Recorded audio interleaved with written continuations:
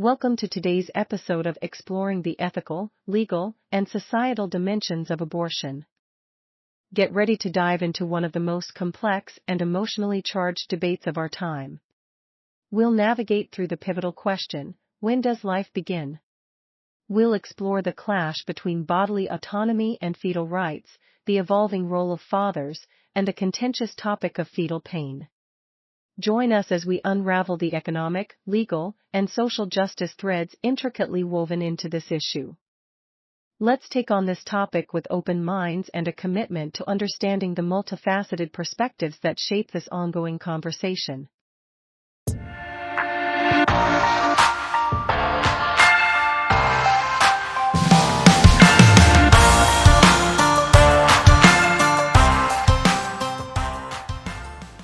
Hey everyone, welcome back. We've had a ton of requests to really dig into the abortion debate, and with the sources you guys sent in, well, let's just say we're going way beyond the usual sound bites today. It's amazing, isn't it? I mean, the range of perspectives in these sources, everything from like personal stories to legal analyses, it really shows just how complicated this issue really is. Absolutely. So we're going to break down the main arguments on both sides, obviously, but also there are some seriously surprising facts in here. Like, did you know there are lesser-known legal aspects we need to unpack? You might actually want to grab a notepad or something. Always a good idea. Knowledge is power, right? You got it. Okay, let's dive right in. So remember that procon.org research you sent? There's this wild statistic about how safe abortion actually is. Apparently, it has a lower death rate than a lot of really common medical procedures. Yeah, it's a pretty stark comparison when you see the numbers side by side. Procon.org found that statistically, the death rate for legal abortions is only 0.7 per 100,000. To put that in context, childbirth itself has a much higher rate at 9 deaths for every 100,000 deliveries. Hold on, are you serious? So statistically speaking, it's safer than giving birth? Yeah, and get this, it's even safer than some routine things we do. We're talking colonoscopies. Even just taking an over-the-counter painkiller like Tylenol carries a higher risk. Seriously, you don't hear that every day. I mean, it makes you think about how we perceive risk, Yeah, it does. And this kind of leads us to another big argument for abortion rights. What these bans could mean for healthcare in general. For example, treating a pregnancy that's not viable often uses the same medical procedures as abortions. Okay, that makes sense. But how does that actually play out, like, in real life? Well, think about ectopic pregnancies, right? They're dangerous, unfortunately pretty common. We're talking about 1 in 50 pregnancies, and sadly, they're not viable. The problem is, the way some laws are written around abortion, it's so vague that doctors are scared to treat these cases. Like they're worried about legal trouble, even when the mother's life is on the line. Exactly. And that's where this idea of bodily autonomy comes in for the pro-choice side. This whole idea that people, especially women, have the right to decide what happens to their own bodies, particularly when it comes to medical decisions. It's about having control over your own health care, basically. And speaking of control, we can't ignore the economics of all this. I was really struck by what Treasury Secretary Janet Yellen said about abortion bans potentially hurting the economy, especially for women. Right. Her point is if you restrict access to abortion, you're basically holding women back from fully participating in the workforce. Yeah. That obviously impacts how much they can earn, what kind of careers they can have. Ultimately, that hurts everyone because it holds back economic growth overall. So it's not just about personal freedom then. Restricting access to abortion could have these ripple effects across the entire economy. And there's actually historical data to back that up. There have been studies showing that women who can't get abortions often face way more economic hardship, and not just in the short term. Sometimes this lasts for years. Wow, that's a lot to consider. Healthcare, economics, individual freedom, it's all connected. But let's flip this for a second and look at the pro-life side. Their core argument is that life begins at conception, so abortion is morally the same as murder. And this is often where religious beliefs come into play, too. Pope Francis, for example, talks about how early organs develop in the womb. His argument is that even in those first few weeks, there's a distinct human life that should be protected.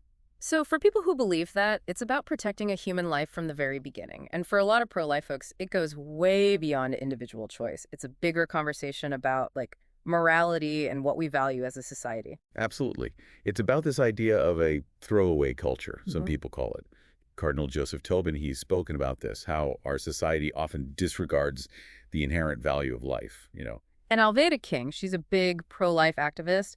She actually draws a parallel between abortion and racism. Yeah, her argument is that they both stem from the same place, this idea of selfishness. Hmm. It's about not caring about another person's life, whether it's because of their race or how far along they are in development.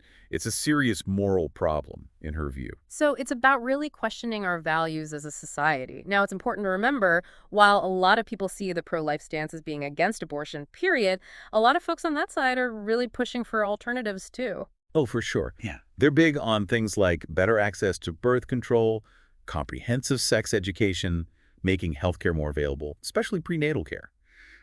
The idea is if we have those things in place, the need for abortion goes down significantly. So it's about addressing the root causes, making sure women have support. The hope is that fewer abortions would happen that way. And there's actually some evidence this might work. Remember that CDC data we were looking at? It turns out abortion rates have actually been going down since 1981. That's right. And while we can't say for sure that this drop is because of better access to contraception and education, it's definitely a connection worth thinking about. No doubt. It raises some interesting questions. What are your thoughts on all this so far? Honestly, what gets me is how both sides often want the same thing, fewer abortions, but they have totally different ways of getting there. It's wild, right? And now, just to make things even more interesting, let's throw in the whole issue of fathers' rights before the baby's even born. Oh yeah, this is where the legal stuff gets really fascinating. See, historically speaking, fathers haven't had much say at all in what happens during a pregnancy. It's pretty much always been seen as the mother's domain. Right, which makes sense. I mean, when you think about the physical reality of it all, but legally, where do fathers stand? Like, what are their rights exactly? So there's this really interesting case from a few years back, 2014 in New Jersey, that kind of highlights this. It involved an unmarried father who wanted to be there for his child's birth, be in the delivery room. Okay. But get this, the court actually issued an order barring him from being there. They basically said that the mother's right to privacy and her health outweighed the father's wishes in that situation. Wow. So even in that moment when your child is being born, fathers haven't always had a legal leg to stand on. Exactly. And this is where establishing paternity becomes so important. Mothers, their rights are kind of automatic through pregnancy, right? Mm. But unmarried fathers, they have to actually take legal steps to establish paternity if they want to be recognized as the father, especially when it comes to stuff like adoption. Oh, wow. So you're saying an unmarried father might not even know if his child is being put up for adoption, let alone have a say in what happens? That's the thing. It can get really complicated, and each state has its own laws on this. Some states have what they call a putative father registry. Mm. It's basically a way for a father to voluntarily say, hey, I might be the father and I want to be involved, even before the baby's born. That seems like a pretty good idea for any father-to-be who wants to be in the picture. It is. It protects their rights down the line, especially in cases where, maybe the pregnancy wasn't planned or things are uncertain. And it's not just about adoption either. Legal paternity can affect decisions about prenatal care too. What do you mean by that? Like going to doctor's appointments and stuff? Exactly. Remember HIPAA, that law that protects your health information? Well, that applies to pregnant women too, even from their husbands. A husband can't just access his wife's medical records without her consent, even if it's about the pregnancy. So there's this weird legal wall between the father and the pregnancy, even if they're married. Exactly. Which can lead to some really tricky situations where, say, the father is worried about the mother's health or the baby's health, but legally, he can't get any information or be involved in decisions. I bet that's extra tough if the parents aren't together or are separated. Which makes me wonder about the flip side. What about if the father does something during the pregnancy? Can he get in trouble for that, even though he's not the one physically carrying the baby? Oh, that is a huge question, and it's something that's changing a lot in the law. We're seeing more and more states recognizing that what a father does can definitely impact the unborn child. Substance abuse is a big one. Like, if the father's using drugs or drinking heavily during the pregnancy, that could be seen as harmful to the baby. Yep. A lot of states now have laws that specifically address prenatal drug and alcohol exposure. Mm. They consider it a form of child abuse or neglect, which can lead to investigations and stuff like that. That seems kind of hard to wrap your head around. Like, how can you be held responsible for child abuse when the child's not even born yet? Yeah, it's a total gray area, legally speaking, and it brings up all these questions about balancing rights, like the mother's rights, the father's rights, and the rights of the unborn child. And some states are taking this really seriously. Yeah. Wisconsin, for example, they have one of the strictest laws in the country on this. Oh, really? What's different about Wisconsin? Well, their law actually allows the state to take a pregnant woman into custody. Whoa. Seriously? Yeah, if they believe her drug or alcohol use poses a serious risk to the baby's health, they can step in. Wow, that's a whole other level of legal intervention. So it's not just about what fathers can or can't do, it's about the mother's choices during pregnancy too? Exactly. It all comes down to, like, where do we draw the line? How do we protect everyone involved, Yeah. even before birth? It's like we've stumbled into this whole other world of law and ethics, and honestly, I'm still trying to get my bearings. And as if things weren't complicated enough already, there are some big legal changes happening that add a whole other layer to this. Remember that case, Dobbs v. Jackson Women's Health Organization, the one that overturned Roe v. Wade? Right, the one that basically flipped the script on abortion rights in the U.S. Exactly. So Dobbs itself didn't really talk about parental rights directly, but it set off this chain reaction.